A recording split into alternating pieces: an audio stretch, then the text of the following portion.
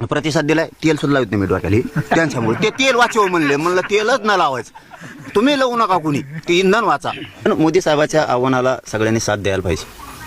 कारण शेतं पडक पडे तरी चालतील, काय अडचण काय, शेतं पडक पडे तरी चालतील, पण पेरण्या करू नये.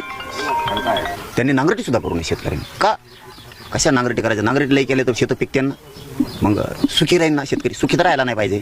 त्यामुळे आता ट्रॅक्टर कुठे? रानात. आणि ट्रॅक्टरचा मालक रानावाला मालक कुठे? पेट्रोल पंपावर कॅन्ड घेऊन. आणि ट्रॅक्टर इकडंच. ही परिस्थिती आली. उद्या दाखवण्यात कुणाचं दुखायला लागलं काय करायचं? कुणाचं दुःख होतंय, सुख आहे, कुणी वारतंय, कसं जायचं? कसं जायचं? आता अवघड आहे. यांनी यांच्या सोयीनुसार वागायला सुरू केलं. यांच्या सोयीनुसार म्हणजे जवळ निवडणुका होत्या तवर दनादन गाड्या पडलेल्या. आता बी कोणची निवडणूक लावली जणू या 17 का काय विधान परिषदेच्या आता पण निवडणुका लावल्यात. आता जमतं यांना पेट्रोल पण मिळतं नाही. पण ते अवघड आहे.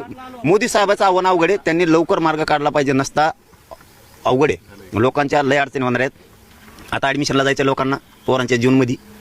खतं आणायचे, बेबे आणायचे. आता शेतीची मशागत करायची. आता जर मशागत नाही केली ना तर गवत उगणार त्याच्यात. आणि सरकारनं सांगितलंय प्रगतशील शेती करा, यंत्रसामग्रींचा उपयोग करा असं सांगितलंय. भातावरती तुंप खाल्ल्यासारखं यंत्रसामग्री घ्या. लोकांनी बैल गाड्या ऐकल्या, ट्रॅक्टर आणलं ते बेंडकीसारखं एवढंच होते. तो कसं पळत आहे, कोपऱ्यात पळत आहे, कापऱ्यात पळत आहे, त्याला बी डिझेल लागत आहे. कोणाचं ऐकून केलंय? प्रगती शेती सरकारचं ऐकून. आता ट्रॅक्टर बदल बैल नाही, गाडी नाही. बैल असते तर आवतो तरी आणले असते. म्हणजे इतका देवारा करून ठेवलाय मोदी साहेबांनी. पण मी तर मोदी साहेबाच्या आव्हानाला प्रतिसाद दिलाय. तेल सुद्धा लावत नाही मी डोक्याला त्यांच्यामुळे. ते तेल वाचव म्हणलं तेलच न लावायचं. तुम्ही लावू नका कुणी, ते इंधन वाचा, तेल वाचा म्हणते.